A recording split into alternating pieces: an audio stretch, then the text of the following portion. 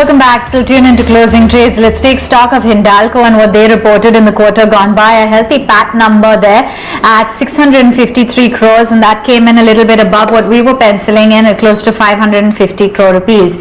You had the revenue growth as well that was strong, 14,471 crore rupees, and the operational performance as well came in steady, a beat at that. 1,901 crores versus 1,695 crore rupees. In terms of the overall margin picture as well, that did come in strong. You had the margins at 13.1%, given that we were working with close to 13.2%. That's pretty much in line with street expectations.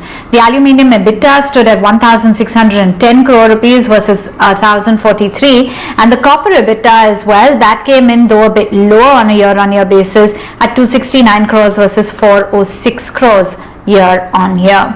Let's also connect then with Amit Dixit. He joins in from Edelweiss to break down the numbers for us. Amit, good afternoon. Let's get in your analysis as to how you've read into the kind of numbers that Hindalco has delivered this time around, largely in the back of with the backdrop of higher LME prices. Hi. So numbers were pretty good and in fact better than our estimates as far as aluminium division is concerned. I won't cover Novelis over here because Novelis is already known to the market. So copper was in line. A positive thing that we found was that the value-added product sales have gone up to almost 28%. We were expecting around 27%. So that one, and of course the sales volume in aluminium as well as copper is a bit higher compared to our estimates. So that led to beat on the standalone EBITDA. As far as debt is concerned, well, net debt to EBITDA is down to 2.59 times compared to 2.61 times in fact last year. And do recall that they have acquired Aleris also in this year. So net debt to EBITDA, if you look at it, I mean, it's at a very comfortable level. In fact, lower than when they started with Aleris. And overall, if you look at the gross debt, it has come off by more than 18,000 crores, largely because of the repayment made by Novelis. So clearly, when the company scores over both on performance as well as net debt to EBITDA and on leverage front. Plus, there is another sweetener.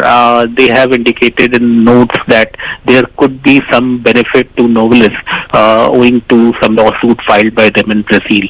Now, that impact will come in subsequent quarters. Still, the company had not quantified it, but any cash at this juncture is welcome. Well, going ahead, we find that, numbers would look to be good. If you look at the production number of Hindalco, for example, for the month of April, it is also up. Delhi aluminium already up 13% QOQ. We do expect that good times for Hindalco should continue.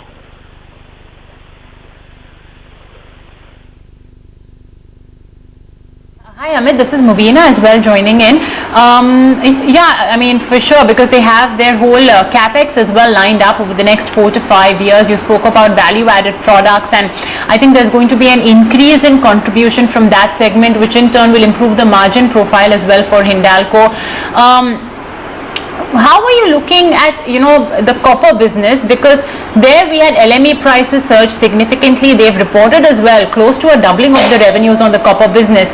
Not exactly trickle down on the margin front. So how are you looking at that particular business? No, unfortunately, copper for both Vedanta and Hindalco is on TCRC. So, LME prices really don't get any benefit. They are merely converters, so they get treatment charge. And in fact, with the TCRC coming down in the recent times because of constrained supply, this was expected. So clearly, copper, we don't see any issues as long as they are able to churn up volumes. I mean, it is totally dependent on TCRC, and more constrained the supply, more TCRC margin will come off. So clearly, I mean, it's not a disconnect, I would say, it's just the fact that they are converter.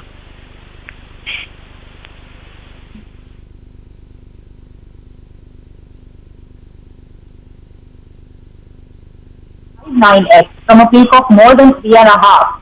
Plus, we've allocated around, as per the new capital allocation policy, we want to dedicate around 30% towards deleveraging. So how are you looking at the debt bit? Sorry, I didn't get your question. I think there was some... I want to know about how comfortable you are on the leverage that the company now has on their books, because it's drastically come down to just 2.59x. versus more than 3.5 that it was a couple of quarters ago.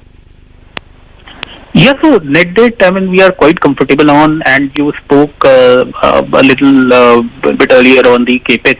So capex also, the capex intensity is going to be much lower now because they are going to invest in downstream projects in India particularly. Of course, in Novelis also investments will be there. But the beauty about downstream capex is that the ROEs are substantially attractive. So one good thing is that they are not going for any big bang greenfield smelter in India or any other sort of acquisition outside. So clearly we would see net debt going down further from this level because clearly Novelis is going to generate a very stable amount of cash, and with Indian operations chipping in because of LME aluminium prices remaining where they are, I think things are going to be pretty good for them. In fact, they can reduce their leverage further from these levels.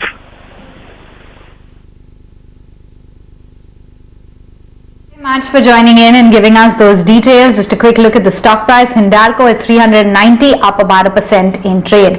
Well, let's get a move on then. And India's second COVID-19